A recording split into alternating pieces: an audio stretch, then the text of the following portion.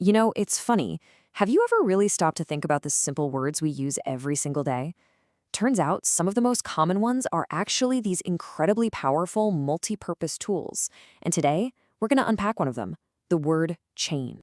So, what if I told you that you could express pretty much any complex idea using a core vocabulary of just 850 words?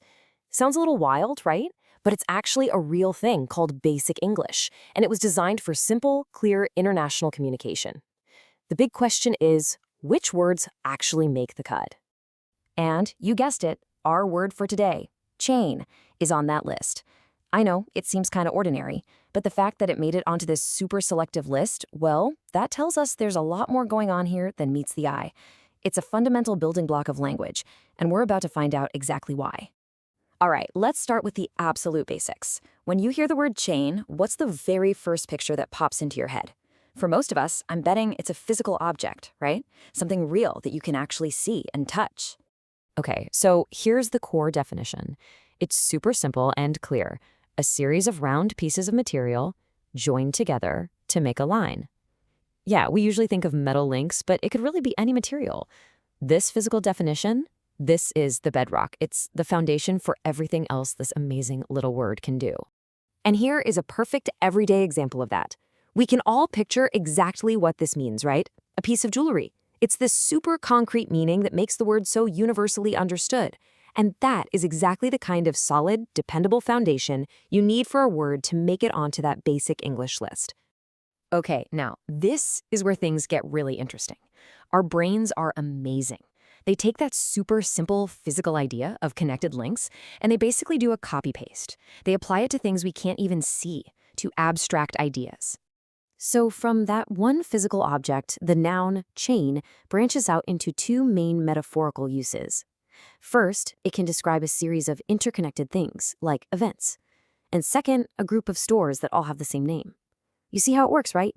It's still all about linked items in a series. So let's look at that first metaphor in action. You can't see a chain of events, obviously, but the word creates this incredibly powerful mental picture. Each event is like a single link connected to the one before it and the one after it.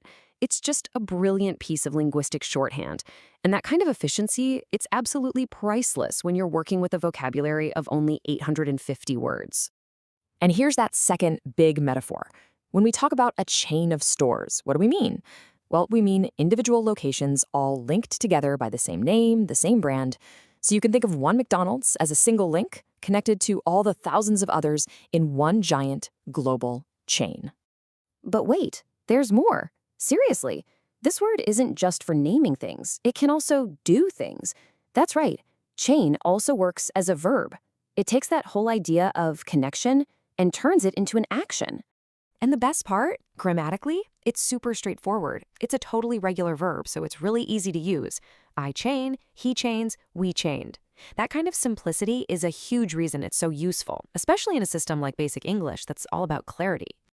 This example is just so simple, direct, and powerful. The verb describes the action. Using a chain to connect the dog to the tree, the meaning is crystal clear instantly. And this is the whole point, right?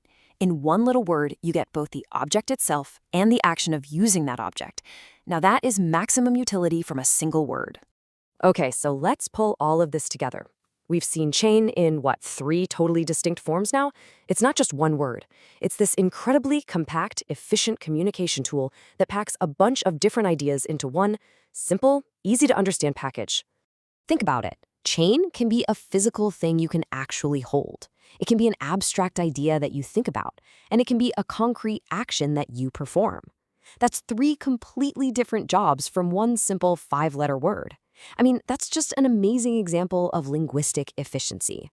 And really, that's the ultimate takeaway here. That's why chain is on that Basic English list of 850 essential words. It's because of this incredible versatility. It does the work of like 3 or 4 different words, but it does it way more elegantly. It's pretty much a perfect building block for communication.